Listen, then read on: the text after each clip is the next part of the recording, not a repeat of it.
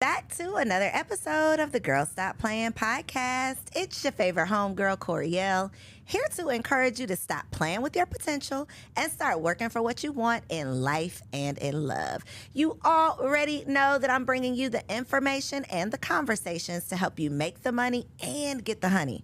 You can have it all as long as you are willing to work. And today, we got a working woman in the building. We're not even going to be talking about work, though. We're going to be talking about wellness and well-being. Some really important conversations that are truly meant to move the culture forward. So pause right here, share this episode, tell a friend to come on in for this conversation, okay? We got LaTanya Taylor on the couch. Are you ready? I am. Y'all, let me just tell y'all, okay? We got to get LaTanya warmed up because we're late starting this episode.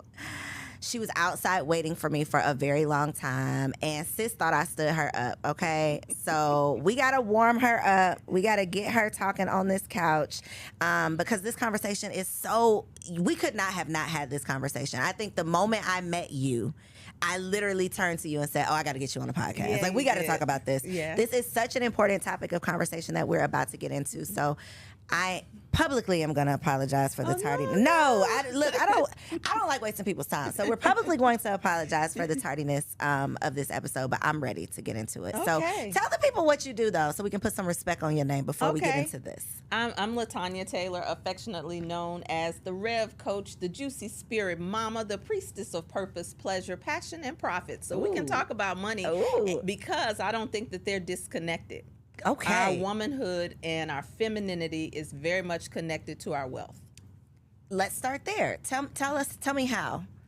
Well, I work with feminine leaders. At least I intend to work with women who are in leadership, but have maybe forgotten their feminine vision, their feminine soul, their feminine desires. Because we have a model from white men on how to do business. And we come into the business world, which is masculine. And so we run our businesses like men. And then when it's time for us to create, to attract, to embody, it's shut off. It's shut down. That's the feminine part, the create, attract, embody. Yeah. So we usually hear this conversation in terms of relationships, right? Women need to be more feminine. A masculine man is not going to be attracted to a masculine woman. We are bombarded with this conversation around femininity. What is step one for a woman who watches this and she's like, I am so tired of y'all telling me that I need to be softer, I need to be this, I need to be that. How? How do I just start? I'm 35. How do I just become a feminine woman? You know what? I think that it's become a trending topic.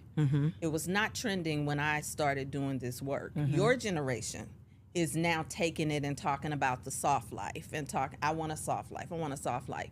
And now men are jumping on board telling women how to be feminine, which is no different than, can I be honest here? Of course. Can we be no holds barred? Okay, good. Because we've also been conditioned through the church and through religion with men telling us how a woman is supposed to be. So it's no different than the Proverbs 31, the woman and the virtuous woman and this and that. Now people are jumping on a bandwagon. So where do you start? You start with your desire. A woman must start with her desire. Let me say that again. Her desire. Because femininity has many faces. There are many faces of the goddess. There are many faces of feminine energy. And all of it is not soft. Some of it is fierce. We have warrior models. We have marketplace women. We have medicine women. So you have to start with your desire, because the question that I would ask a woman, particularly a woman in leadership, is whose life are you living? Whose children are you raising? And whose man or partner are you? That part. I think the emphasis when you said her desires, I interpreted that the emphasis on the her because so many women are doing things, making decisions based on somebody else's desires. Absolutely. And we don't even realize it. Yeah. Because, if your mom has put something in your head since you were a little girl that was her desire for your life. Right. And then you grow up and you evolve and you mature into this grown-ass woman who has this desire. It ain't even your desire. You don't even know where this came from. Right. You've just been repeating right. what was, pretty much put on you by someone else, and you don't even realize that this is why you're not fulfilled. Right. Remember, where we started was talking about the mother wound. Exactly. Oh, it's in caps on my card. We're going to get around to that. So yes, it's ma'am. funny you mentioned mother, because once you start getting clear about whose life you're living, who are you making love to? Are you making love to the idea in your head? Or are you making love to who you really want to make love to? That's why I do the work of Juicy, because Juicy is not just about being orgasmic. It's not just about being sensual. Juicy is about unveiling the intimacy in you. Intimacy means into me I see, right? So we look at intimacy as something we share with somebody else first, but intimacy is something that we must have for ourselves. So yeah, when it comes to our mothers, I don't know. Can we be honest? Like, I think that a lot of millennials are very disconnected from my generation of mothers. So, do you not think that your generation was disconnected from your mothers? I think to a degree. Okay. I'm glad you asked that question, because I love having the generational conversation. Because on Fix My Life, which is, I didn't mention, but that's where you've seen my work, on the several seasons, some of the best ones, best shows. We did a generational show. And what I learned is that it was baby boomers who actually raised millennials. The Only grandmothers. A few Gen Xers actually raised millennials. So there is a disconnect, though, between a lot of millennial women and my generation. Why? Why do you think that is? I think that we were rebellious. Gen X, we were doing our thing, right? We had to survive. We were latchkey kids. We had to figure it out. And we did not have parents who took responsibility for the shit that they caused and the domino effect, right? And so you have people who are my age who are just now talking out loud about the issues that they internalized, whereas your generation came out the gate talking yelling, about it, screaming. Yeah, like, I ain't doing that. That doesn't work for me, or just not talking to us at all. I have a niece that I supported and raised, and she's just different from me, right? Like, there's certain things that she just wasn't going to do going into her womanhood. Like, she wasn't taking the last name of her husband. She didn't want to do her wedding the same way weddings had been done. She was very clear. She's not having children. Like, there are more millennials who are childless by choice without the guilt and the shame. Whereas I would say my generation still grapple with, I should. I'm supposed to. I'm supposed to do this, but I don't really want to do it. And so you have a lot more women in my generation that have the good girl complex, but inside was something else, right? So they snuck around and did it. And I always tell women who are mothering younger women, particularly Gen Zs now and Y, don't give them your representative. Give them who you really are. Give them your story. Don't bring your representative. And that's a new thing, I think, for many of our generation. 1,000% it's a new thing, because if I think back to my grandmother and just how much I don't even know about her. And not only do I not know these things because I'm the granddaughter, there are so many things that the entire family didn't, even her daughters didn't know, because everything was done in secrecy. Yep. And then if you ask questions about it, you're in trouble. Yep. It's like, we don't ask about it, don't ask, don't tell. Don't ask, don't tell. Don't ask, don't tell. And so you grow up, and my grandmother passed last year, but I was the cousin that would go sit with her, and it's like, I want to know about your childhood. Me too. What was your mama name? Just things that oh my God, we don't know. And think about the disservice, though. Now that this whole like generation is invisible now. I can't even pass on your story because you didn't share it with me. I know, but we gotta I want to do more with that. Got to. I really want to be a catalyst for women to be able to sit in rooms together and share stories as a way of getting to know each other, and not just our IG page. Right. That part. Yeah. Right? Because you were in the same room that I was in, and you heard every woman say almost the exact same thing about being able to be in a room with women. Yep. What is that about that we have gotten to the point where women say, I don't trust being with women, but I lead a woman organization? Me. You? Me. Myself, Coriel, has been doing women empowerment work for over a decade. When I do the self work and really, really think about like what got me into this, like what moves me to do these things, I have always been in the women empowerment space because I was never empowered by other women, starting with my mother, then my sister. And so I know that because of the deficit, because I had to empower myself, and then I saw the result of me empowering myself, that's what encouraged me to go out and create these organizations to empower other women. But a lot of women, I think, who are leading these organizations or who are in these spaces, we started these groups out of a necessity for ourselves because the root, the relationship that we have with the woman who's supposed to be closest to us was damaged. And in that room, so many women talked about not having a safe space, not having other women that they could trust and count on and share with, and having mommy issues. And I think that it's so unfortunate that so many Black women have the same story when it comes to our upbringing. That's a wounded healer, right? And it's also why oftentimes when we're in entrepreneurial rooms, we don't partner and we don't collaborate the way, if we're gonna play full out and do the European version, the Western white man's version of business. When you go in Subway, you're subject to see a Baskin and Robbins, right? When you go in Taco Bell, what do you see? Well, you see collaboration, you see partnership, right?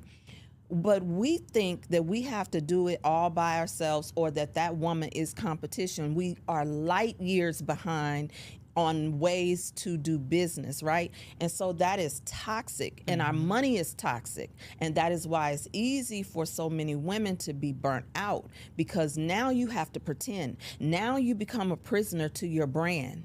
Right? And so what is that? Because I love the example that you gave. You said your mother and your sister. And so I think the saving grace for me was I had a sister who was my soft place to fall. I had a sister who was my angel, my rescue. And so I could not imagine going against women the way that I see us do to one another, because I had my sister which is how it really is supposed to be. Like, in love and relationships, polyamory is also becoming popular and trendy, because we have this model of it's supposed to be one person. So now you have a woman, like you just had a baby, right? So now you have women who are having babies, and your baby is only knows one pair of arms, right? That model is distorted and it's pathological for the woman, because we are tribal people, and our children are supposed to be able to be passed from arm to arm, grandmama, auntie, and play mama, play cousins, so that mama can get a break. Mama can take care of herself. But we don't have a model, so we got to mind. It's my business. It's my baby. It's my man, right? So everything has to be possessed from a deficit, from a lack consciousness, not from an abundance. Now, I'm not saying that everybody's supposed to share their man. That model does work. That's where I draw the line. We keep my baby, but the baby daddy is not staying with me. But let's keep it real, though. How many people are man sharing anyway? Big facts. Poly and don't even know it. Didn't even sign up for that. Some of them do, though. Right? How many women are settling? They're the side chick, right? The jump off. For what they can get instead of waiting for what they want. It happens every day. Especially in ATL, honey. Especially in the ATL. Why, and Lord DC, Jesus? let's not leave out DC, honey. Oh, the blackest cities. Okay. Can we get it together? Let's just get it together. Don't get mad. Don't come for me. Because I lived in these cities and I know something about this. Right. You can say what you want to say, but the streets speak for themselves. Right. So you mentioned working on Fix My Life. Mm-hmm. Is Iyanla nice in real life? Yeah, and I don't like that. So that's what TV does, right? Yeah, it does a disservice because you only see what the people want you to see, basically. But she absolutely is a stern figure in your life. But when I tell you, so giving, so accommodating, so sensitive, and so that image is created by TV through sound bites. But you will in her presence, and I mean I am an extension of that. In her presence, you're going to feel the presence of power, right? You're going to be seen, and a lot of us are not used to somebody not just seeing us, but seeing into us. So that was a valid question, particularly because there's a lot of millennials who can't stand her. Let's keep it real. It's grandmother vibes, though. It's like I'm gonna be strict with you because I want the best for you. I'm not about to play with you, and you're not about to play with me. But I love you, and I want the best for you, and I want it to work out. Yeah. And so I brought her up because I think a lot of you mentioned her. I think a lot of times when Iyanla's name comes up, Kevin Samuels' name comes up as well because people had and I want to find out from you, like your take on Kevin Samuels, not necessarily his content, but his theories, right? Not necessarily what it was wrapped up in, but the content of his message. Because for the Black community, Iyanla for a long time was the only person that was giving us the tough love. It's like, I'm not going to sugarcoat it. I'm not going to tell you what you want to hear. This is what it is. Now, what are you going to do about it? Kevin Samuels came along, and he added a lot of curse words and some shenanigans into the conversation. But he was the first that I can think of, the first man that was in that space. And so she, to me, represents like the grandmother again. Like, I want what's best for you. No shade. Don't be offended by that. I'm sorry. But I want what's best for auntie you. Is the auntie. What she's called in the culture. Okay, I'm sorry. That was offensive. She is a grandma and a great grandma, and she would own it. Don't be mad. Hell, I don't know. Y'all might think I'm a grandma. Shit, I don't know. Auntie. Okay. But his whole thing was like, you don't like how I'm saying it, but if you just listen to what I'm saying, you'd appreciate it. So I want to know from you, what was your take on like his message, and do you see any similarity? Because you obviously work very close with Iyanla, so you have more of a realistic understanding of who she is versus just who we see on TV. Yeah. So yeah, I've been with her for over 20 years. She's pivotal in the transitions in my life. So yes, I have seen it in my life first. Not a fan, so there's a lot of fangirls. So I'm not an Iyanla not fan. That, no. Right. And I will say I regret that I caught up to Kevin Samuels closer to his death. Initially, I usually have an aversion to men telling women what to do, period, because it's too much of that. Okay. And I do think that there are other voices in the culture. Iyanla just happens to be one that's highlighted. I do think there have been other voices. But Kevin Samuels didn't lie. We didn't like his delivery, but many of us didn't grow up in households with our fathers either, so we don't know what it is to be corrected by a man, told the truth by a man, called on our BS by a man. All of our fathers and uncles are not loving. Some of them are from the streets and they're gangsters. They call you out. Some of them are from a school of hard knocks. They just give it to you straight. If you happen to have a father that was able to stroke you and to affirm you and that's beautiful. But all men are not like that. Even when we get married, as a woman, sometimes I think my husband is harsh. And I'm like, damn, why you have to say it like that?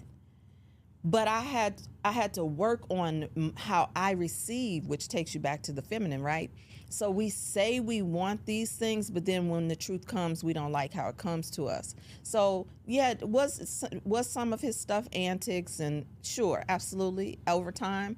But when you go back and listen to that brother and some of the women who came on and what they presented, you can't even defend these ladies. You cannot defend the BS. You can't defend it, and I want to challenge y'all, because I think because it was wrapped up in the sound effects and the all of those things, and he really was like entertaining and putting on a show. Like there was a lot of razzle dazzle he threw on top that wasn't necessarily necessary. I think that turned a lot of people off, and I also think a hit dog will holler. And if you are tuned in and he is talking about you, you probably didn't want to hear that.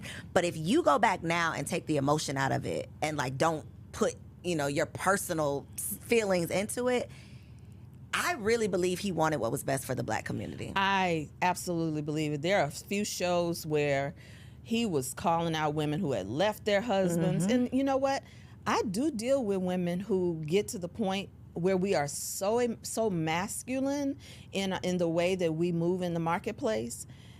You had said earlier about the every woman in a masculine man, something like that. But the truth of the matter is, every woman is not beta or alpha, nor is every man. So masculinity and femininity is energy. It's not gender. Got you. It's what you're operating in. Right. Got you. And so when you study tantric lovemaking and orgasmic kung fu orgasmic embodiment or sexual tai chi, like any of those things. Oh, is that the juicy?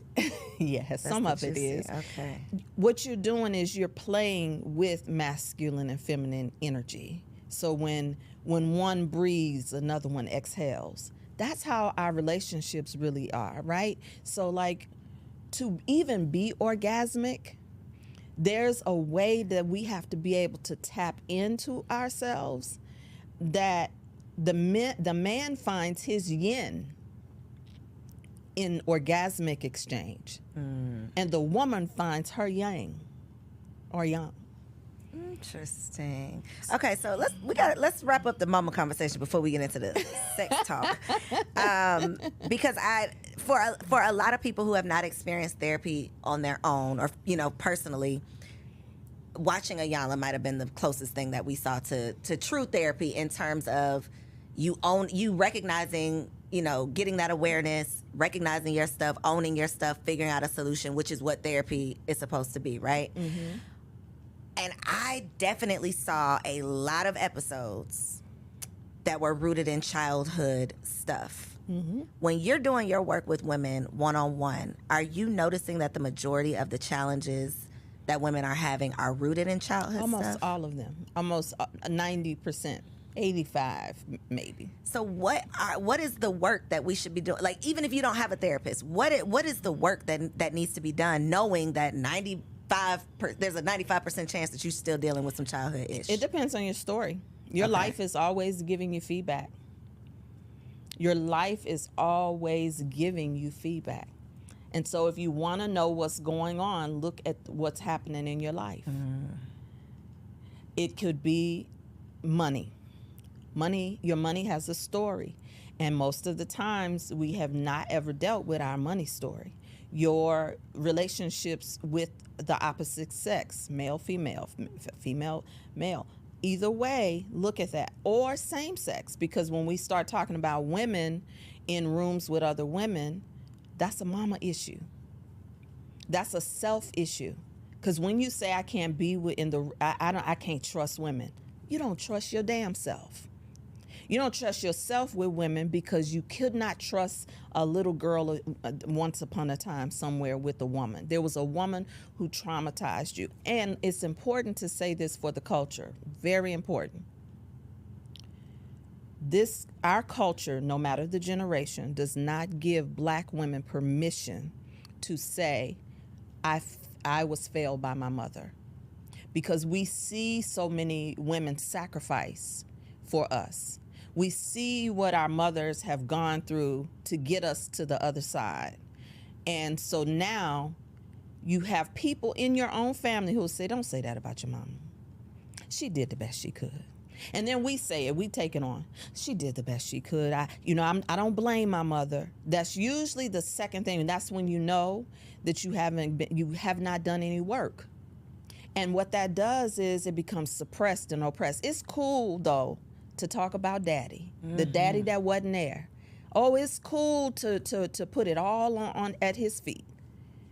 But then we don't know what the interpersonal relationship was between mama and daddy. Now there are stories that are coming out where people are finding out that their father was removed from their life because of the wound of the woman. So how do you not deal with this? We're just going to keep excusing it? So black women are off limits? So what I think when we talk about Iyanla is she was the only black woman willing to call black women on their shit. Otherwise, it was that we placate it. We want to stroke it. We want to preach it away. We want to run to the altar. We want to put it on somebody else, right? Or we want to go all the way to the other extreme. We're love and light. No, we're not going to talk about that. So and where is that? So I think that's what the difference is that this was another black woman calling black women on. There are many black women who work with women and have worked with women before Iyanla in the midst. And Iyanla has a whole institute of coaches just like me. So there are women who are doing just like you. We're out here. We just don't. Nobody want to hear that. Nobody want to hear that. That's what it is. We are used to being taught that we're the prize, that they just need to be happy they have you, that they take what you know, like they take you as you are type of thing. And it's like, well, if who you are needs to be fixed up a little bit, nobody should just have to deal with your mess just because this is what you're presenting to That's them. what we bring, though. That's what we bring. Because we want our unapologetically, too. Right. We want our lovers, our partners to now father us. Because then when we get vulnerable, and we allow someone to see us, we say, but you should help me. Oh, but I expect you should tell me. But he hadn't been told. He doesn't know. And a lot of times when we talk about the mama issue, right, we're talking about it here in terms of women, but there are so many men who have mother issues and they're trying to find themselves in the legs of a woman and another woman's yoni. They're looking for mama. They're looking for nurture through the legs of another woman. And we are so emotional about these things that we never tap into our logical to say, how can we start healing? Whether that's healing through having these conversations, healing through figuring out like your own childhood story that is now carrying over into, your experience as an adult. And I am always, I guess, I find comfort in knowing that it ain't just me. Like, it ain't just me and my mama. Even me, I have, a couple of, actually, if I really think about it, I probably don't have one, maybe I have one friend that had a healthy relationship with her mother. I'll say that. Really? A healthy relationship with her mother. In my experience, it's always like butting heads when it comes to and I don't know if this is a black woman thing. I don't really know too many white women, so I'm gonna just say that I don't know. But it always seems like there's that head butting, like there's a competition between mother and daughter. And I mentioned briefly with me and my mom, me and my sister. I have 2 boys, and me and my husband have talked about are we done having kids? Are we gonna have one more? Do we want to try for a girl? And although I am not like I gotta have a daughter, I really something in me says that I have to have a daughter to break that chain, to repair the mother-daughter relationship. Maybe. Because I think it's a familial thing. It's a generational thing. It's not just me and my mama. No, it was her and her mama too. It's familial. And when we talk about, millennials and Gen X, and then there's baby boomers who did not take responsibility for a lot of these things, and then there's the silent generation, right? They did not talk about those things. So the story stopped really with the silent generation because they didn't tell what their traumas were, and then baby boomers covered it over by trying to climb the corporate ladder, or keep you from having to climb the corporate ladder, and then X is the same, but.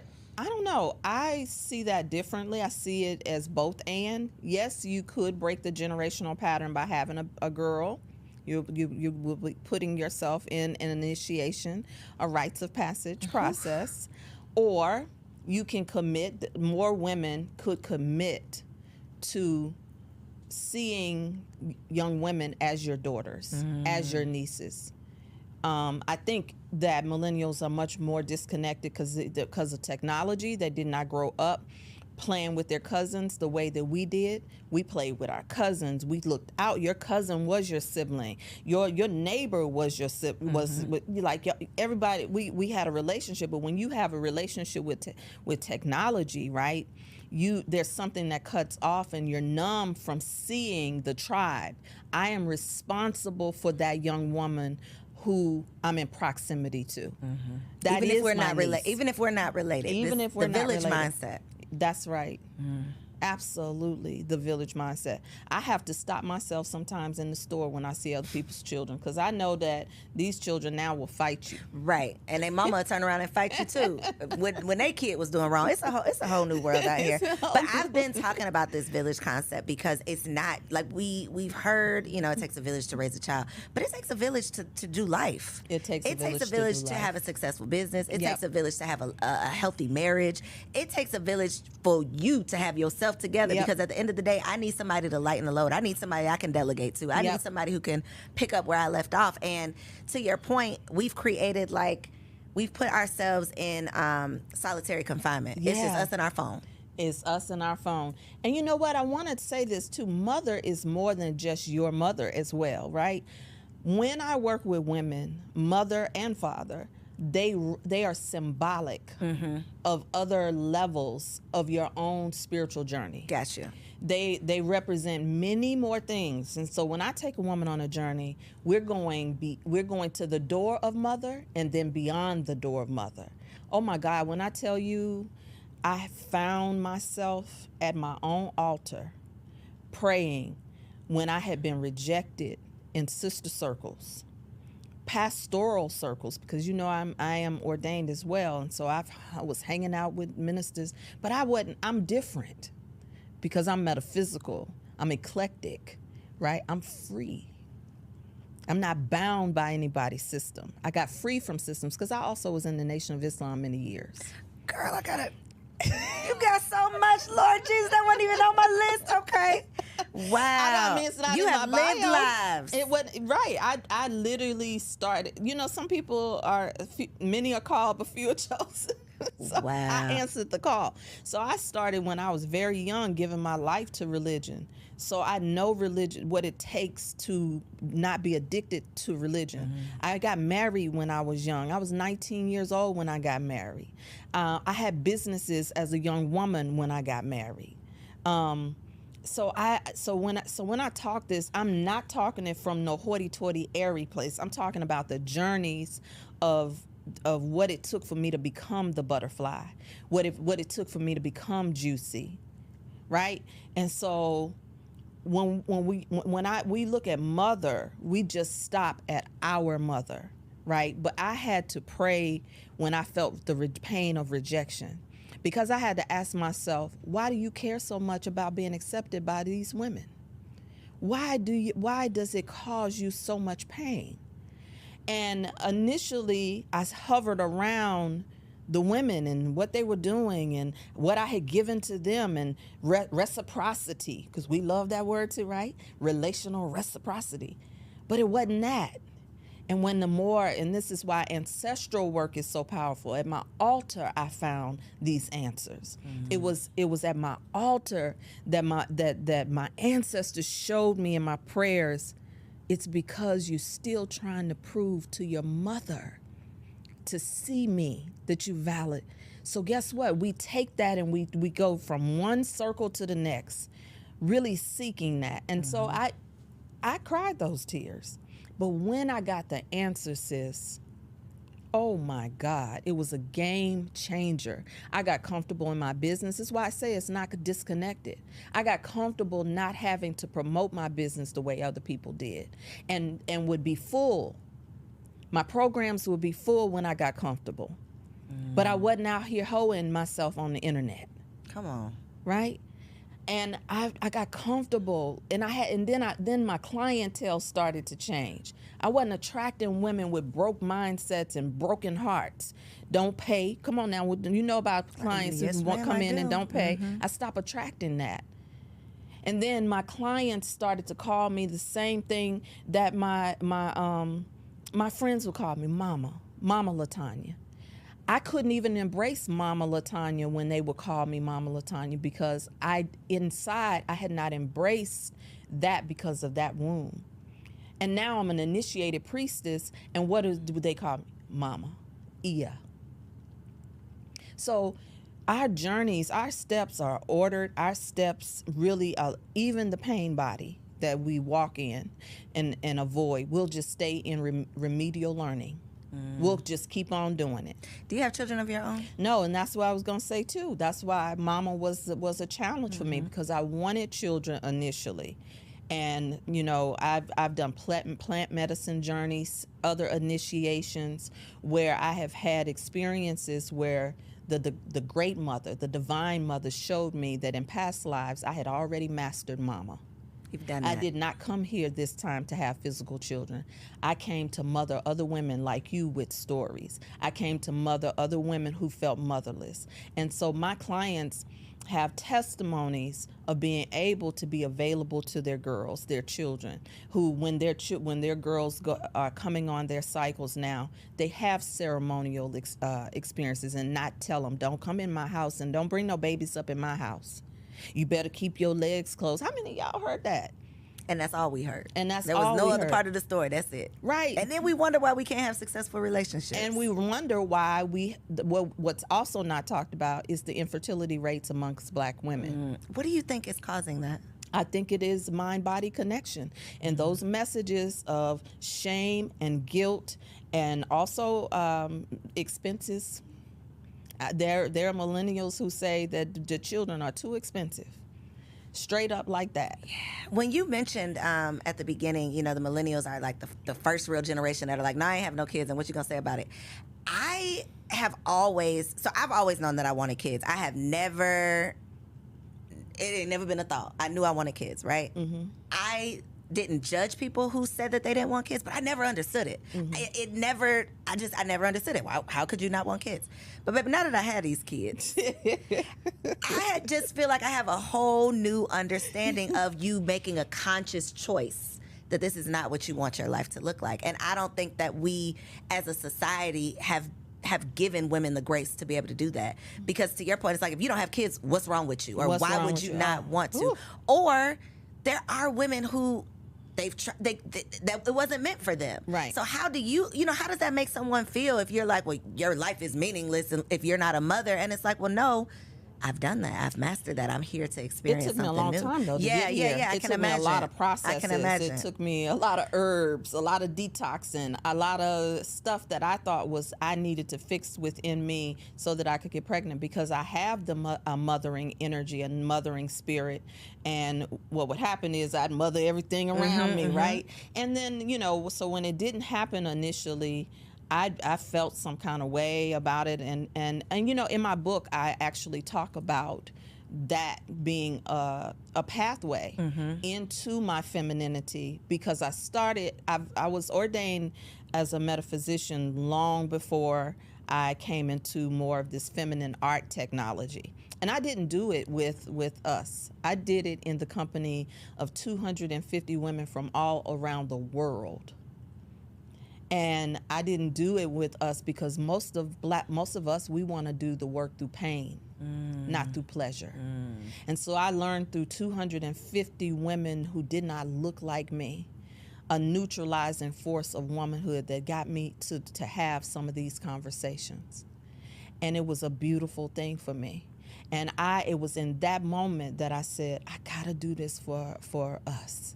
We gotta know pleasure. But now we take it to another level, man. We go balls to the walls. Yeah, they be doing a little too much. We gotta reel it in. Everybody want to be sexually free on the internet. Liberated. Yeah, liberated right here on Instagram. But it's such a sacred art that it should be done in sacred containers, right? because when you go into that type of work, you're going into the core of issues like childlessness, infertility, loneliness, divorce. All of that stuff is big for us as well. You really are multifaceted. You even said the Nation of Islam. Yeah. You're ordained. You're a priestess. Yeah. Okay, this is a conversation I've had several times because like you said, I'm just different. Like, I believe in this, I do this, but I'm different. I feel like I think it's probably a millennial thing too. Don't judge me. But I feel like, I can't say I grew up in a church like I was going I wasn't going every, but I was going sometimes. I'm familiar, right? Right. As I had my own experiences and, my own journey, I started to do my own research and learn new things. And I still consider myself to be very spiritual in that I know my relationship with God. I'm still working on my consistency in my practice. Mm-hmm. I need me an altar, so we're going to have to talk off camera. Girl, so I'm dibbling and dabbling, right? Mm-hmm. But I have not been consistent. But I feel like I am judged a lot of times from the church girls because the way that I speak about God, I'm not necessarily quoting a Bible verse. Right. I'm not necessarily tying it to scripture. Right. I'm not necessarily going to the church house on Sunday morning. Right. Or speaking in tongues. Mm-hmm. But I know my relationship with God, and it's very hard for me, if I'm doing a speaking engagement or anything, to not mention God. It's just hard for me not to do it. Mm-hmm. But because I don't do it in the way that they think that I should do it, I am, judged a lot of times for that. And so I can only imagine if you come to the table, you might be talking about God, but you might be talking about the ancestor. I might. You might be talking about any of it. So I might be talking about chakras, honey. How are you? I might be talking about colors. Because it's all part of it, right? Aromatherapy, because it's all there. You just said something about tantric. Wait a minute, honey. What's that song? Who is it? I might say the name wrong. It's all there. What's that song? You know that hip-hop song. What is it? It's all there. It's all a part of it. It's all there. Yes. It's all a part of it. You can see it all in scripture. But see, we just regurgitate what we've been heard, what we've heard, what we've been taught. So your mama said it was bad, but baby, so it must I've been be taught bad. how to exegete the text. Come on. Okay. So I know how to go in and study and divide the word. But not just the word in a Bible, right? I know how to read Quran. I go to the dictionary. I know law. I know spiritual law.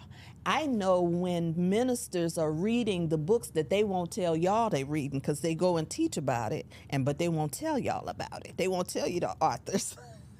That part. So, I mean, really, it's just freedom. It's just spiritual freedom, right? It's really just when the word says who the Son sets free is free indeed. What are we trying to put? It's men who try to put other people in bondage. Humans put people in bondage. And when you know that level of freedom, you become spiritually multilingual, right? We want to go to school and take Spanish or some other language. But then we're not diversified. But if you do yoga, you going to hell. Oh, listen, what is going on? It's a whole thing going on with that. And it's to the point where it's so divisive. That's what I think about religion. I think religion is just divisive. It just divide. I'm right, you're wrong. That's what religion is to me. If you don't do what I say, the way that I say you should do it, you're going to hell. I don't do religion like that. That is not what I do. That is one thing I do. You gotta appreciate that about the millennials, because we're not subscribing to that. I absolutely. We're gonna write our own stories. We're gonna do it in our own way, and we're not gonna live in that box you try to put us in. That's right. Listen, if I had some of the gall of millennials, I wouldn't have spent all those years. I think you do though. What kind of? But you've evolved. You're saying you've evolved into this. Yeah. So another theory that I have, an unpopular opinion about the church. Is that the black church is keeping black women single. I think the black church is also keeping us poor too. Broke. That part. How can we shake loose? Or do you think I think it's by design, and that'll probably be another conversation. It deep. is by design. Yeah, but do you think in our lifetime we're going to realize that? In mass, not just one or two here. I think we're in that season right now. We're in a season right now where we're in a second eclipse in less than 30 days. We're in a Mercury retrograde right now. We're in an Aquarian age where Aquarian just shifted signs. And so this is where the people wake up. And so what we see, the forces that we see, the nefarious energies that keep on coming at the culture, is to keep us distracted and scattered, because there is a mass awakening and questioning happening.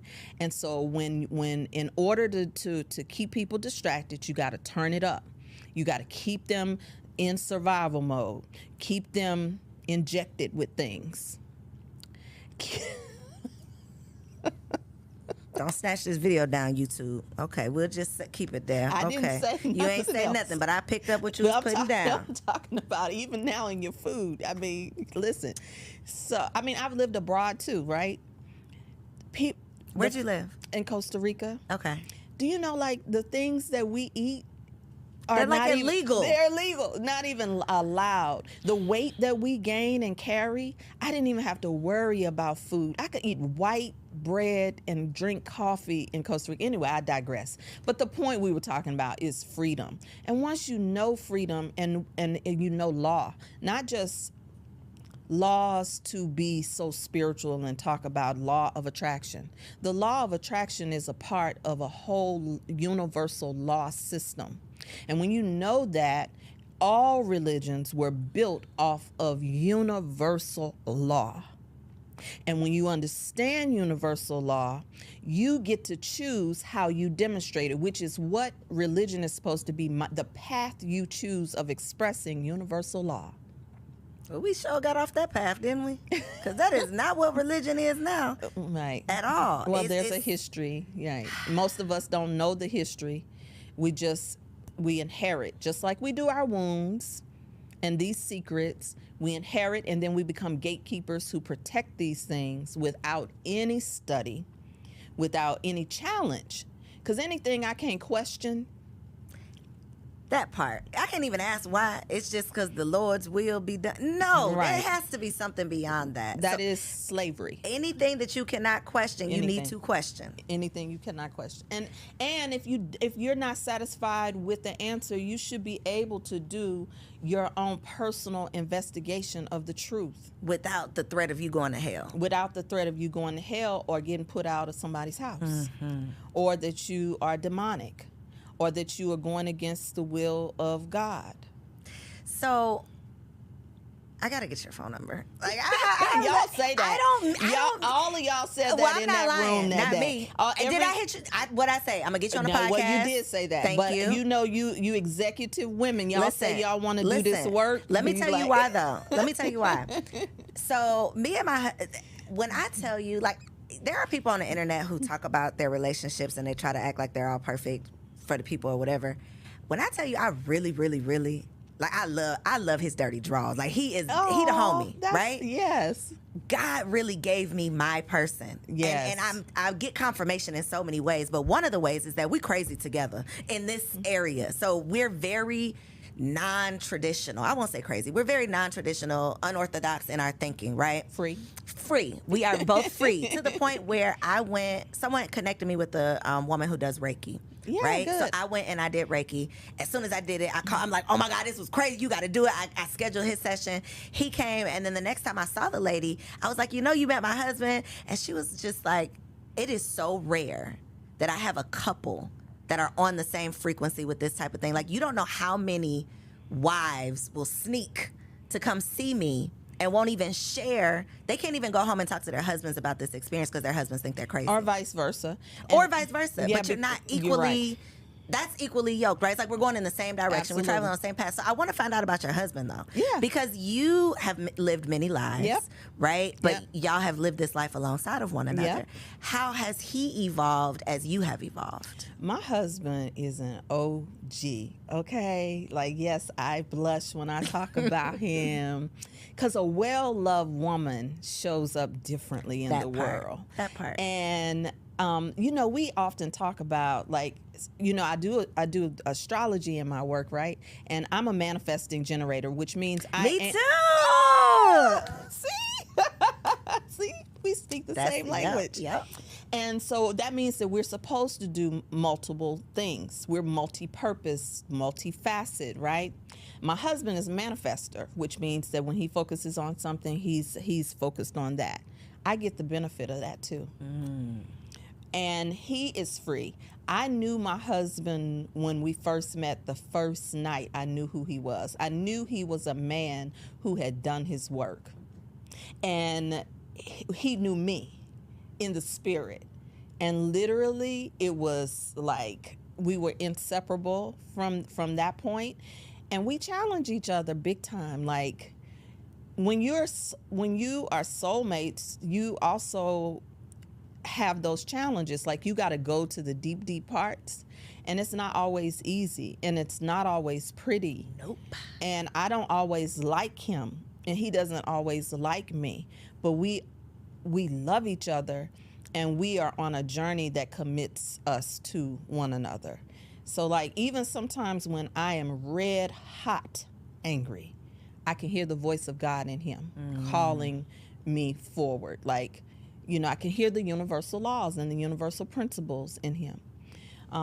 That man can put his hands on me and I will go to sleep, like, because he has in the embodiment of a mother's love.